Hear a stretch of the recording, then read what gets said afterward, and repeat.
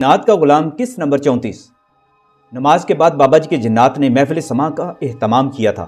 रियाज शाह ने बाबा जी की इजाज़त से कमरे में ज़ीरो बल्ब रोशन कर दिया था और सबको आंखें खोलने की इजाज़त भी दे दी थी। बाबा जी एक कोने में बड़े सोफे पर बैठे थे इंसानी रूप में। उनके गिर्द जिन्नात का एक ग्रोह खड़ा था। सभी ने सफ़ेद अहराम जैसा लिबास पहना हुआ था। सिरों पर सफ़ेद बराक पगड़ थे जो पेशानी से आगे तक झुके हुए थे। सुनहरा भट्टी और उसका बेटा यह मंजर देखकर अश अश कर उठे। महफिल समा अपने जोबन पर थी कि गाजी की आवाज़ सुनाई दी, सरकार मैं तोहफे ले आऊँ। बाबा जी ने उसे इजाज़त दी। हमारी नज़रों के सामने ही गाजी इंसानी शक्ल में नमूदार हुआ। उसने हाथों में एक बड़ा थाल उठा रखा था जिसमें आबे ज़मज़म की बोतलें रखी हुई थी। सुर्ख पत्थरों वाली तस्बीह और सुनहरे तारों वाली 2 टोपियाँ भी साथ रखी थी। बेटा तुम इन सब में तकसीम कर दो ये तोहफे। बाबा जी ने रियाज शाह को इशारा किया तो उसने आबे ज़मज़म घर के सभी अफराद में तकसीम कर दिया। एक टोपी तुम्हारे लिए है। उन्होंने थाल से टोपी उठाकर भट्टी सुनहरे के सर की तरफ बढ़ाई। उसने अकीदत और एहतराम से बाबा जी का हाथ चूम लिया। बाबा जी के लबों पर मध्यम सी मुस्कुराहट उभर आई। सुनहरे भट्टी ने अपना सर उनके सामने झुका दिया। बाबा जी ने टोपी उसके सर पर उड़ा दी और कहा, भट्टी अपनी आंख और दिल की हया का ख्याल रखा करना, हमारे इस बेटे को कभी नाराज ना करना। ये है तो हम हैं। उन्होंने रियाज शाह की तरफ इशारा किया। और ये तस्बीह तुम्हारी बीवी के लिए है। बाबा जी ने सुनहरे भट्टी की बीवी को बुलाकर तस्बीह दी और उसके सर पर शफकत भरा हाथ फेर कर कहा, तू हमारी बेटी है और हमारा ये तोहफा तुम्हें हमारी याद दिलाता रहेगा। बेटी मेरी एक बात याद रखना, अल्लाह का जिक्र सबसे अफजल है। अल्लाह के हबीब पर दुरूद सलाम भेजती रहा करो। सूरत अल कौसर बकसरत पढ़ा करो। अल्लाह तुम्हारे मसाइल दूर फरमा देगा। आमीन। बाबा जी ने उसे नसीहत फरमाई तो वो अकीदत और एहतराम के साथ उल्टे कदमों चलती हुई वापस अपनी नशिस्त पर चली गई। बाबा जी ने एक टोपी मेरी तरफ बढ़ाते हुए मुझे इशारा किया और अपने पास बुलाया और कहा, एक तोहफा ये तुम्हारे लिए है। ये टोपी तुम अपने सर पर पहन लो।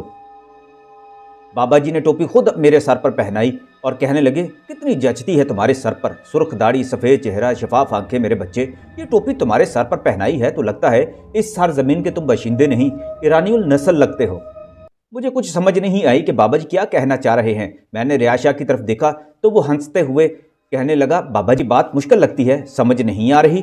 सरकार के कहने का मतलब ये है कि इस टोपी की लाज रखना। ये तुम्हारे सर पर दस्तारे फजीलत के मुतरादिफ है। इसको हर वक्त सर पर रखना। अब तुम। इसी दौरान गाजी की मुझे आवाज़ सुनाई दी। मुझे कहने लगा, अंगूर खाओगे भैया? अंगूर और इस मौसम में? मैं बड़ा हैरान हुआ। और भैया अगर तुम कहोगे तो अभी हाजिर कर दूंगा, अगर मिल जाएं तो ज़रूर खाऊंगा, मैंने भी एहतियातन कहा। मेरे मुंह से यह निकलने की देर थी कि गाजी ने एक दूसरा बड़ा थाल हमारे सामने कर दिया। अंगूर के बारी, रस भरे और तरोताज़ा खोशे देखकर मैं ही क्या सुनहरे भट्टी के अहले खाना भी हैरान रह गए। हम सब ने मिलकर अंगूर खाए, इंतहाई शीरीं और लजीज अंगूर और फिर बेमौसमी फल। मैंने गाजी से पूछा, कहाँ से लाए हो भैया? यमन से लेकर आया हूँ। वो हंसते हुए बोला, कुछ और चाहिए तो ले आऊँ? उसकी ये बात सुनकर फ़ौरन मेरे दिल में ख्याल आया, हाँ मुझे एक अकीके यमनी ला दो। मेरा बड़ा दिल चाहता है कि एक अकीके यमनी मैं पहन के रखूँ और वो भी खालिस किस्म का। गाजी ने मेरी फरमाइश सुनी तो हंसने लगा। मैंने सोचा था कोई बड़ी फरमाइश करोगे, खैर ये लो। गाजी ने पलक झपकते ही अकीके यमनी की एक अंगूठी मेरे सामने रख दी। मैंने वो अंगूठी पकड़ी तो चौथी उंगली में पहनी तो बिल्कुल फिट आ गई। ऐसे लगा जैसे ये मेरे लिए ही बनाई गई थी। मैं अंगूठी और अकीक को बार बार देखने लगा। मैंने उसका शुक्रिया अदा किया तो वो कहने लगा, बस खाली और सूखा शुक्रिया नहीं चलेगा भैया। उसकी बात सुनकर सुनहरे भट्टी की बीवी बोली, हाँ भाई इसको खाली तो नहीं टरखाना चाहिए। क्या चाहिए तुम्हें? मैंने गाजी से कहा तो वो मेरे कान के करीब मुंह करके कहने लगा, मैंने फिल्म देखनी है। मेरी हंसी छूट गई। गाजी तुम फिल्म देखोगे? आहिस्ता बोलो भैया, बाबा जी सरकार ने सुन लिया तो मारेंगे। गाजी तरला करके बोला, कौन सी फिल्म देखनी है? मैंने उससे पूछा तो कहने लगा, जो मर्जी दिखा दो। बाबा जी ने हमारी सरगोशियों का मतलब समझ लिया। वो कहने लगे, तुम इसकी बातों में ना आना, ऐसे ही तुम्हारा दिमाग चाट रहा है, ये बड़ा हरामखोर है। कि बाबा जी ने उसे डांट दिया और वो मुंह बनाकर पीछे हट गया। अच्छा बच्चों, अब हमारे रुखसत होने का वक्त हो गया है। बाबा जी ने इजाज़त तलब की और रियाज शाह से अपनी मखसूस ज़बान में कुछ कहने लगे। रियाज शाह ने जल्दी से ज़ीरो का बल्ब बंद कर दिया और अंधेरा होते ही बाबा जी की आवाज़ सुनाई दी, अल्लाह हाफिज़ मेरे बच्चों। हम सब ने कहा, अल्लाह हाफिज़। कुछ देर तक तो अंधेरा रहा। फिर रियाज शाह ने ट्यूबलाइट रोशन कर दी और ज़ेरे लब कुछ पढ़ते हुए कमरे के कोने कोने में फूंके मारने लगा और दूसरे कमरे में चला गया। चंद मिनट बाद वापस आकर कहने लगा, सुबह जब दुकानें खुल जाएं तो सबसे पहले मुझे ये चीज़ें मंगवा दें, आपके घर की गलाजत साफ़ करनी है। उसने सफ़ेद चिट सुनहरे भट्टी की तरफ बढ़ाई। घर तो हमारा साफ़ है शाह साहब, वो बोला तो रियाज शाह कहने लगा, मैं इस सफाई की बात नहीं कर रहा। इन बदरूहों ने एक अरसा तक इस घर में डेरे डाल रखे थे। इनकी गंदगी को यहाँ से साफ करना है, इसलिए कनेर के फूल, देसी घी, लोबान, जायफल गोखल और मसरी और सोने चांदी का 2 तोले का तावीज़ और ज़ाफ़रान चाहिए। जब तक तावीज़ और नक्श बनाकर घर में दूनी नहीं देंगे, इनके जादुई असरात मुकम्मल तौर पर ख़त्म नहीं होंगे। मगर ये सामान कितने का होगा? सुनहरे भट्टी की तो सांस फूल गई ये बात करते हुए। और ये कनेर के फूल कहाँ से मिलेंगे? छोटा सा तो कस्बा है, मुझे नहीं लगता ये सारा सामान यहाँ से मिल जाएगा। 15-20 हज़ार का सामान होगा। आप खुद नहीं ला सकते तो पैसे मुझे दे दें, मैं गाजी से कहकर मंगवा लूंगा। रियाज शाह ने उसे कहा, मैं अब कुछ देर आराम भी कर दूं, दोपहर तक ये सामान आ गए तो मैं धुनी और अमल करके चला जाऊंगा, दोबारा मेरा आना मुश्किल हो जाएगा। मैंने महसूस किया कि बाबा जी के रुखसत होते ही रियाज शाह का लहजा खासा रूखा हो गया था। सुनहरा भट्टी अपने बेटे और बीवी का मुंह तकने लगा। वो शशोपंज में मुब्तला हो गया कि ये क्या माजरा है। पहले बाबा जी के कहने पर उसने 80 तोले सोना दिया, लाखों रुपए हवा बुर्द हो गए थे, और अब ये 20 हज़ार का सामान मंगवा रहे हैं। वो मुझे बिस्तर दे दे, मुझे बहुत आराम करना है, पैसों का बंदोबस्त हो जाए तो मुझे बता दीजिएगा। रियाज शाह का चेहरा थका हुआ था, आंखें सुर्ख हो रही थी और लहजा भरा रहा था। लगता था उसे फौरी तौर पर आराम ना मुहैया किया गया तो उसकी हालत बिगड़ जाएगी। सुनहरे भट्टी की बीवी ने उन्हें साथ वाले कमरे में नया बिस्तर बिछा कर दे दिया। रियाज शाह मुझे साथ चलने का इशारा किया। वो खुद बिस्तर पर दराज हो गया और मुझे कहने लगा, यार मेरे सर पर जरा मालिश तो कर दो। मैं उसकी कैफियत समझता था। उसने अपने थैले से तेल की शीशी निकाली। मैं उसके घने और गुंगरियाले बालों में तेल उंडेल कर मालिश करता रहा। कुछ देर बाद ही वो सो गया। मुझे अभी तक नींद नहीं आ रही थी। मैं दूसरे कमरे में चला गया। सुनहरा भट्टी अपना सर थाम कर बैठा हुआ था। मुझे बताओ मैं क्या करूं, मैं तो बर्बाद हो जाऊंगा।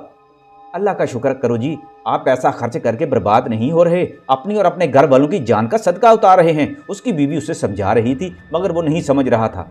तेरा तो दिमाग खराब हो गया है, तू मुझे बर्बाद करके सुकून लेगी। तू जानती है 80 तोले सोने कितने का होता है, और अब ये 20 हज़ार। मैं तो कहता हूँ ये सारा ढोंग था। बाबा जी अल्लाह के नेक बुजुर्ग जिन हैं तो उन्होंने इतना ज्यादा पैसा क्यों खर्च कर डाला? अल्लाह वाले ऐसा नहीं करते भली मांस, तू समझ क्यों नहीं रही?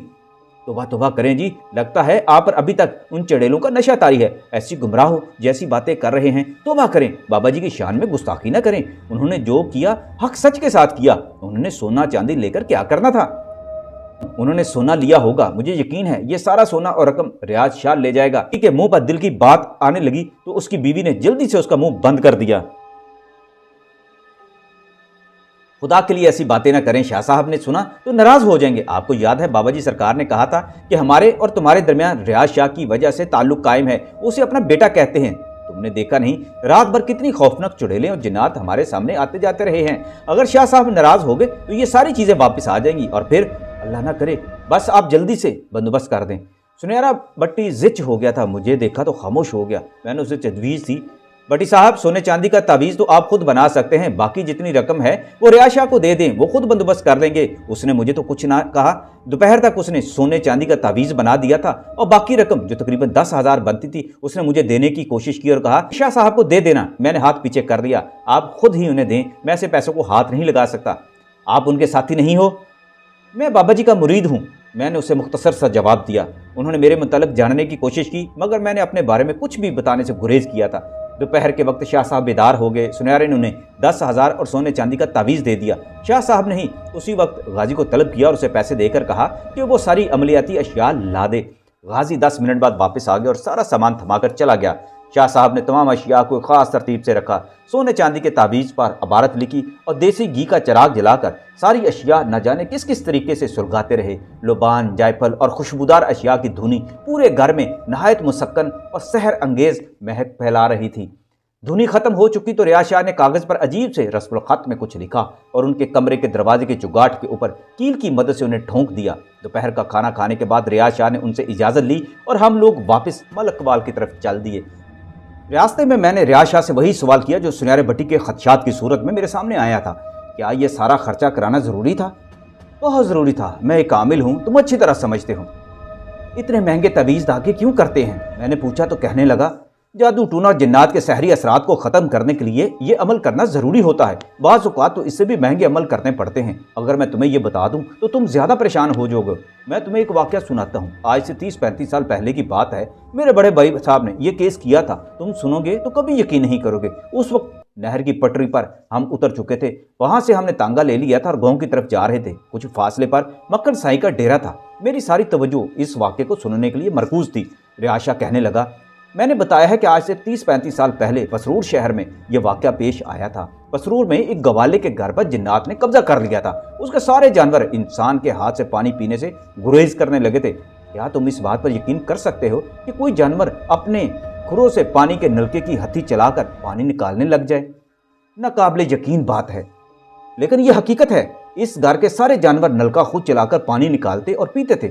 ان لوگوں نے دنیا بھر کے عاملوں اور پیروں سے رابطہ کیا تھا، مگر کوئی بھی اس گھر سے جنات کو نہیں نکال سکا تھا۔ وہ لوگ میرے بھائی تک پہنچے اور بابا جی سرکار کے ساتھ پسرور چلے گئے تھے۔ بابا جی نے اس گھر کے جانوروں پر مسلط جنات کو مار مار کر بھگا دیا تھا، اور آخر میں شیر کی کھال، کستوری اور زعفران کی مدد سے ایک تعویذ بنا کر اس گھر میں گاڑ دیا تھا۔ اس زمانے میں شیر کی کھال اور کستوری حاصل کرنا بہت مہنگا سودا تھا، لیکن بابا جی سرکار کی ہدایت پر سارا سامان حاصل کر لیا گیا، اور پھر جب یہ عمل کر کے تعویذ بنایا گیا تو اس گھر پر پھر کبھی جنات نازل نہیں ہوئے۔ میرے لیے یہ واقعہ بہت بھاری تھا اور اسے ہضم کرنا ناممکن تھا، لیکن میں نے اب حجت کرنا چھوڑ دی تھی، اس لیے یہ سوچ کر تسلیم کر لیا کہ اگر میرے سامنے جنات اور بدروحوں کا ظہور ہو رہا ہے تو ایسا نہ ہونا واقعہ بھی اس سرزمین پر رونما ہوا ہوگا، کیونکہ جنات سے کچھ بعید نہیں ہے کہ وہ کب کیا مانگ لے۔ ممکن ہے پسرور شہر کے رہنے والے پرانے لوگوں کو اس واقعہ کا علم ہو، تو وہی تو بہتر جانتے ہیں کہ ان کے شہر میں جب یہ شہر ایک قصبہ کی صورت میں تھا بھی وہاں کے کسی شخص کے ساتھ یہ واقعہ پیش آیا ہو۔ ہم جب مکھن سائی کے ڈیرے کے پاس سے گزر رہے تھے تو کوچوان نے تانگا روک لیا اور پھر تیزی سے نیچے اتر کر وہ نہر کی پٹری کے پاس رکے ایک مٹکے سے پاس گیا۔ ہم جب مکھن سائی کے ڈیرے کے پاس سے گزر رہے تھے تو اچانک کوچوان نے تانگا روک لیا اور پھر تیزی سے نیچے اتر کر وہ نہر کی پٹری کے پاس رکھے ایک بڑے سے مٹکے کے پاس گیا۔ مٹکے کا منہ مٹی سے لیپ کیا ہوا تھا اور چونے سے اس کے اوپر لکھا ہوا تھا نذرانہ سرکار مکھن سائی آستانہ۔ کوچوان نے مٹکے کے منہ میں کیے گئے ایک چھوٹے سے سوراخ میں 2 روپے ڈالے اور کانوں کی لوؤں کو چھوتا ہوا منہ میں کچھ بڑبڑاتا ہوا تانگے پر آ بیٹھا۔ ریاض شاہ نے میری طرف دیکھا اور کوچوان کی اس حرکت پر خفیف سے انداز میں مسکرا کر کہنے لگا، ایسے ہوتے ہیں عقیدت مند۔ کوچوان نے سنا تو کہنے لگا، جناب لگتا ہے آپ پردیسی ہیں، اس لیے آپ نے نذرانہ نہیں ڈالا، ورنہ یہاں کے لوگ تو جب تک روپیہ 2 روپے نہیں ڈال دیتے انہیں سکون نہیں آتا۔ آپ نہیں جانتے ہر جمعرات کو اس غلہ سے حاصل ہونے والی رقم سے نیاز تیار ہوتی ہے، لوگ دور دور سے نیاز حاصل کرنے آتے ہیں۔ کیا خیال ہے مکھن سائی سے مل نہ لیا جائے؟ ریاض شاہ نے مجھ سے پوچھا تو میں نے کہا کوئی حرج نہیں، لیکن آپ انہیں جانتے ہیں؟ وہ بھی مجھے اچھی طرح جانتا ہے۔ ریاض شاہ کے لبوں پر مسکراہٹ گہری ہو گئی۔ ہم نے تانگے والے سے کہا کہ وہ ہمیں مکھن سائی کے آستانے پر لے جائے۔ پہلے تو اس نے حیرانی سے ہمیں دیکھا، پھر اس نے تانگے کا رخ آستانے کی طرف موڑ دیا۔ ابھی ہم راستے کے سرکنڈوں سے آگے بڑھے ہی تھے کہ مجھے مکھن سائی کا مخصوص نعرہ سنائی دیا۔ ایسے لگا جیسے وہ ہمارے بہت قریب ہو، لیکن وہ ہمیں دکھائی نہیں دیا۔ ہم آستانے پر پہنچے تو اس وقت مکھن سائی کے مریدوں کا ہجوم وہاں اکٹھا ہو چکا تھا۔ ہم تانگے سے اترے اور ان کی طرف بڑھے تو معلوم ہوا مکھن سائی قبر میں ہیں، اور جب تک ان کا چلا پورا نہیں ہو جاتا وہ قبر سے نہیں نکلیں گے۔